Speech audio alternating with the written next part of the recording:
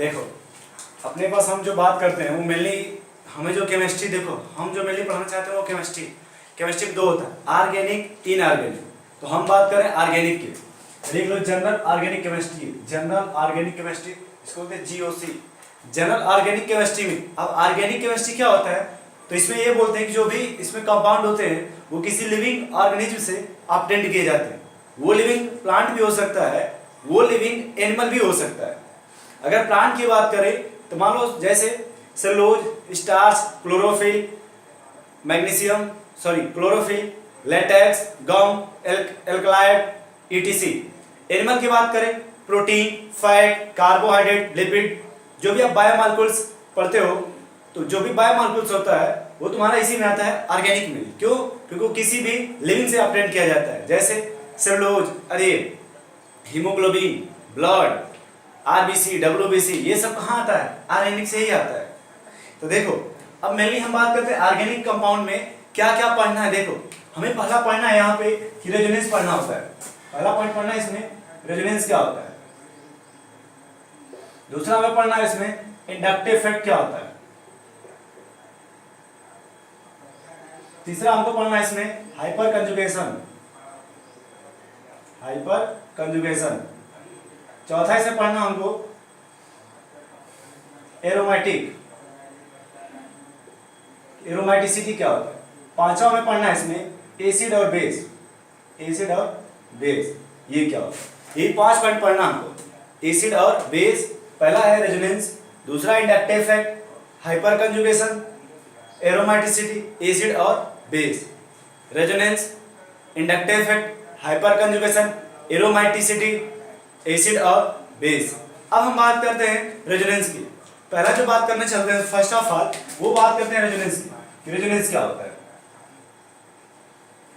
अगर कोई जानता है तो बोलो, बताओ भाई रेजोनेंस क्या होता है, बताओ रेजोनेंस क्या होता है, कैसे आप एक्सप्लेन करो ये रेजोनेंस है। देखो किसी भी मॉलिक्यूल में यदि एक से ज्यादा स्ट्रक्चर बनेगा तब उसमें रेजोनेंस होगा। किसी भी मॉलिक्यूल में एक से ज्यादा स्ट्रक्चर बनेगा तब उसमें रेजोनेंस होगा, यदि नहीं बनेगा तो रेजोनेंस नहीं होगा।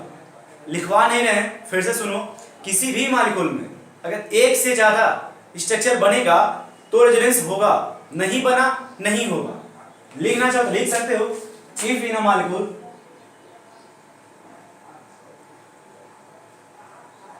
having more than one possible structure, या इसी को बोलते हैं रेजोनेटिंग स्ट्रक्चर,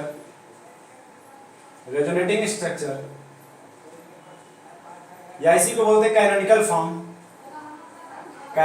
फॉर्म, या इसी को बोलते हैं हाइपोथेटिकल स्ट्रक्चर।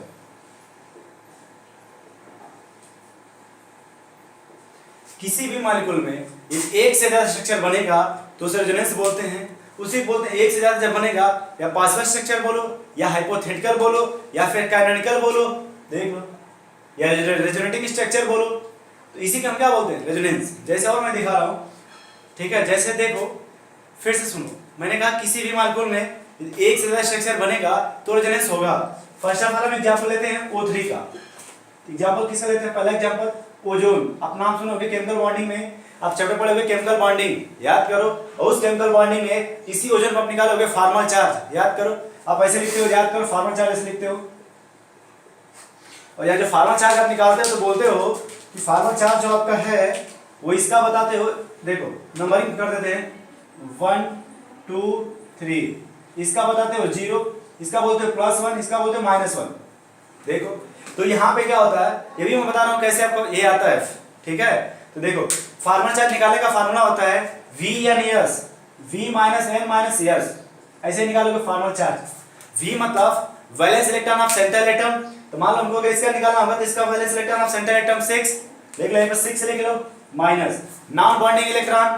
तो तुम्हारे इसमें जो नॉन बॉन्डिंग इलेक्ट्रॉन होता है वो है 3, क्योंकि देखो 1 2 3 तो बॉन्ड बना रहे हैं, और नॉन बॉन्डिंग कितना बचेगा? 3 माइनस बॉन्डिंग इलेक्ट्रॉन। रुक जाओ, नॉन बॉन्डिंग कैसे आएगा? 3 नहीं आएगा, रुक जाओ, ये कोऑर्डिनेट बॉन्ड बनाता है ना, तो नॉन बॉन्डिंग 2 बचेगा।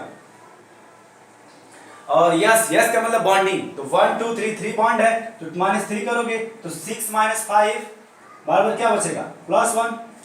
इस तरह से हम निकालते हैं फार्मल चार्ज। आपके बुक में लिखा होगा फार्मूला कि 1/2 number of total number of lone pair minus total number of bond pair electron.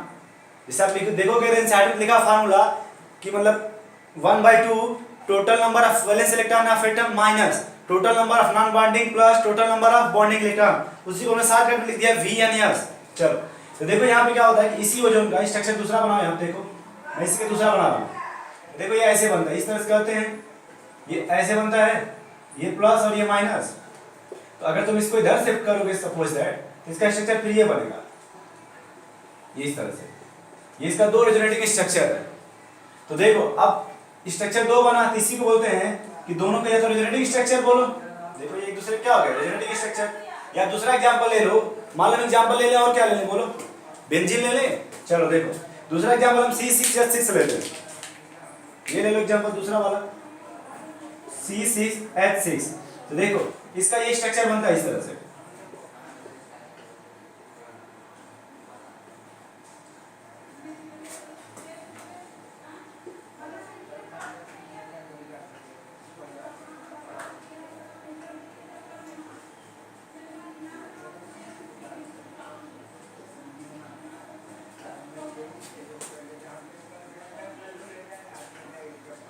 ये देखो ये बेंजीन के 6 स्ट्रक्चर बनते हैं, ठीक है। तो यहाँ देखो क्या होता है कि हम यहाँ देखते हैं कंट्रीब्यूशन, किसका कंट्रीब्यूशन कितना होता है। तो इन दोनों का जो कंट्रीब्यूशन होता है वो 37.6% होता है, इसका भी और इसका भी, ठीक है 37% होता है। इसका जो होता है इन तीनों का, इसका था 6.3, 6.3 और 6.3% होता है। ये बहुत कम होता है परसेंटेज। तो देखो यहाँ पे इसी ये बेंजीन है, ये बेंजीन, तो उसी बेंजीन का C6H6 का, ये C6H6 का देखो 1 2 3 4 5 6 ये 6 स्ट्रक्चर है। तो इसी को हम बोलते हैं कि जब if in a molecule having more than 1, इसी को बोलो या तो पासवल स्ट्रक्चर, इसी को बोलो पासवल स्ट्रक्चर, या इसी को बोलो रेजोनेटिंग स्ट्रक्चर, या फिर इसी को बोलो कैनोनिकल फॉर्म, या इसी को बोलो हाइपोथेटिकल स्ट्रक्चर। जो एक से ज्यादा बन रहा है इसी को बोलते हैं हाइपोथेटिकल या कैनोनिकल या रेजोनेटिंग स्ट्रक्चर या पासवल स्ट्रक्चर। तो जब एक से ज्यादा बनता है तो ये आपका देखो इसमें कंफ्यूजन क्या होता है कि देखो यहाँ सिंगल बॉन्ड, यहाँ पे डबल बॉन्ड। तो अगर तुम इसी में देखो ये सिंगल डबल रिएक्शंस कराओगे तो यहाँ से कुछ अलग प्रोडक्ट बनेगा, इससे कुछ अलग आएगा। इसका बॉन्ड लेंथ अलग हो सकता है, इसका बॉन्ड लेंथ अलग हो सकता है। तो इसी सब जब अलग अलग है तो अगर रिएक्शंस कराओगे अलग अलग प्रोडक्ट बनेगा। हम अगर बनाना चाहेंगे स्टेबल प्रोडक्ट तो हमको मिलेगा स्टेबल प्रोडक्ट नहीं बन पाएगा, बनाएंगे कुछ और तो बन जाएगा कुछ और। तो इसी में हम क्या बोलते हैं, देखो अब इसका चेक करते हैं स्टेबिलिटी। इसमें से अब देखो स्टेबिलिटी हमेशा देखते हैं परसेंटेज के हिसाब से कि जिसका जितना ज्यादा कंट्रीब्यूशन होगा वो उतना ज्यादा स्टेबल बनेगा structure, resonating structure. But contribution सबका होगा। तो देखो ये 1 2 3 4 5 6 इसमें देखो इन दोनों का 37 है, इसका परसेंटेज ज्यादा है। जब परसेंटेज ज्यादा है तो इसका कंट्रीब्यूशन ज्यादा होगा, ऐसा कंट्रीब्यूशन कम होगा। तो इम्प्लीक जो स्टेबिलिटी होता है वो डायरेक्टली प्रोपोर्शनल होता है कंट्रीब्यूशन के।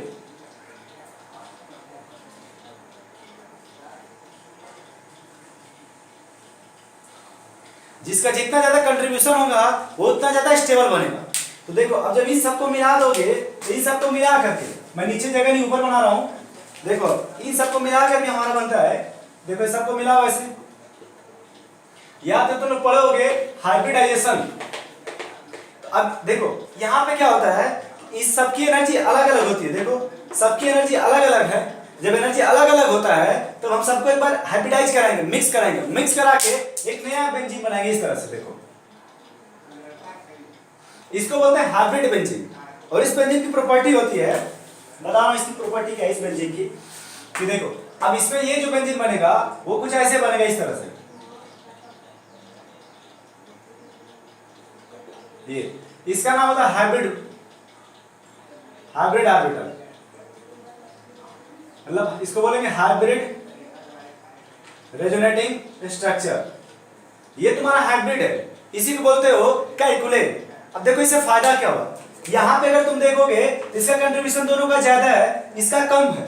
तो अगर इससे तुम रिएक्शंस कराओगे तो अलग अलग प्रोडक्ट बनेगा, इससे कराओगे तो अलग बनेगा। इससे ज्यादा स्टेबल बनेगा, इससे कम बनेगा। तो जब इस सबको मिक्स करा दोगे ये बनेगा, ये सबसे स्टेबल बनेगा। क्योंकि अब देखो पहले इसको छाप लेते हैं, पहले छाप दो।